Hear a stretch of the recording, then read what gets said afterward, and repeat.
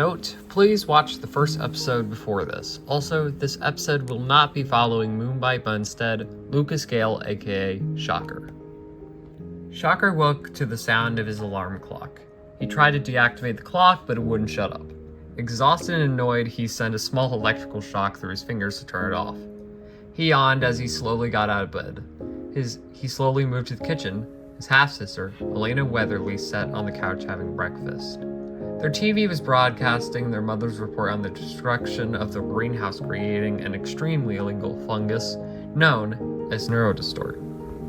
That neurodistort stuff really gives me the creeps, she said, placing the cereal bowl onto the coffee table. I'm just glad no one was harmed by it, Shocker responded. They both rarely agreed about anything, but you could ask any sane person and they'd say it was bad news.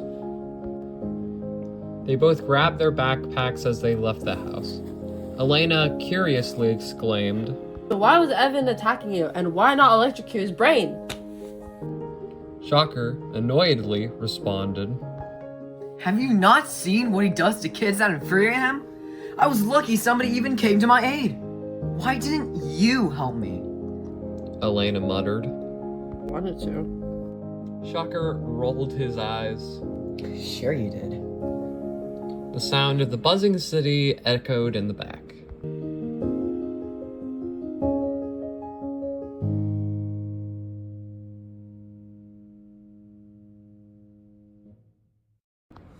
They both arrived at the school, both going their own ways as they both joined their friends.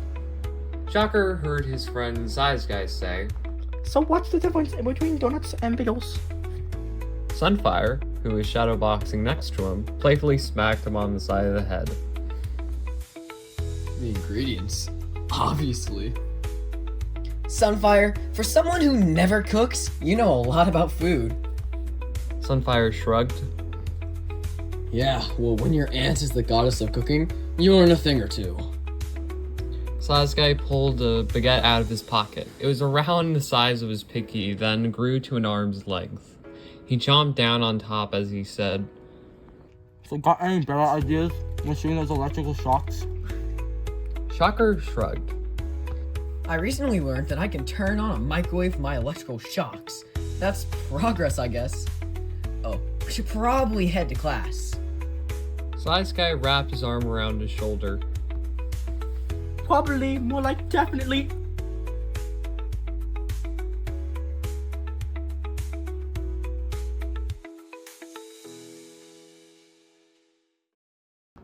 They entered the large classroom. A bunch of random robotic devices were scattered across the room. About 15 to 20 desks were placed facing their left. Shocker sat at the second farthest row as Moonbite entered the room. The bell rang and Mr. Jensen initiated the lesson.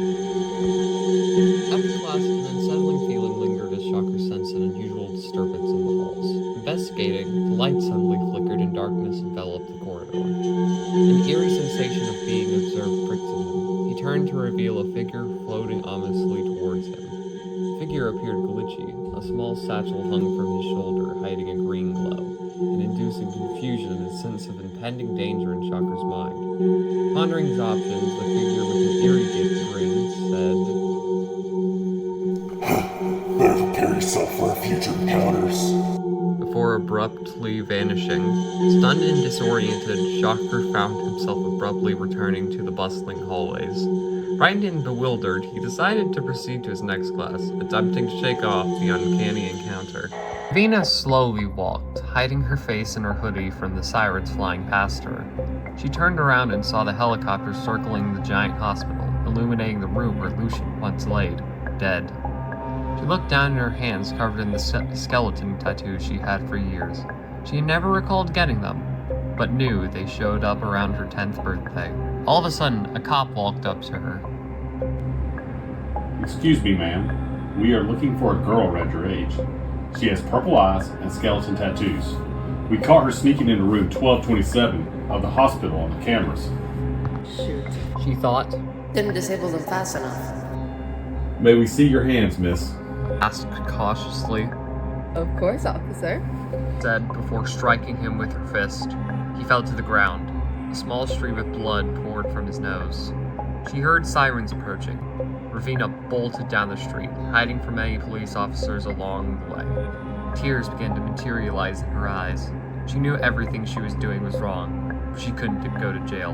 Not now. Not ever.